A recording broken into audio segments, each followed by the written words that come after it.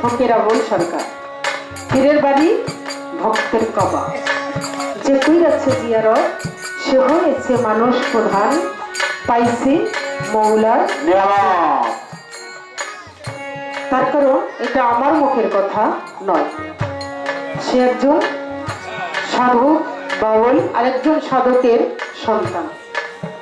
সে বলেছে পীর মুর্শিদ হয়েছে জিন্দা কাবা, মনের মতো করে দেখা লইবা।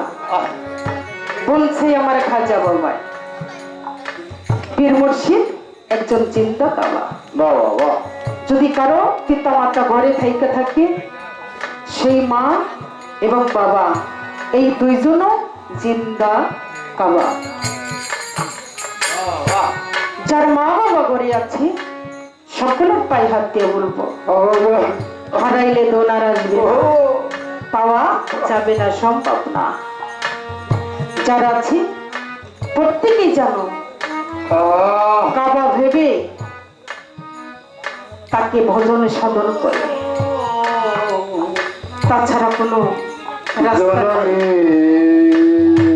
তাই বলেছি আমার বাবা রশিদ সাজির একটা গানের মধ্যে লেখছে কি, কালি লেখায় আলেম হয় না, গাইবে এলেম যার নাই, নূর কালি অচুতে মাখা, কালির কালিতে কুরআন লেখা, যে পাইছে মুর্শিদের দেখা তার কোনো এলেম বাকি নাই। মুর্শিদের চরণে যে থাকে এই মনোপ্রাণ উদ্ধার করে দিয়ে তার সমস্ত কিছুই আপনি ইচ্ছাই ধরা দেয়, সে কোনো কিছুর কাঙ্গাল না। একটা গানের মধ্যে আছে মুর্শিদি নাম জারিদ্রে ভরা, তারপর কি যাই রে মারা। মুর্শিদি নাম জারিদের মধ্যে আছে, দয়ালের নাম যার হৃদয় আছে, তার নৌকা কখনো ডুবতে পারে।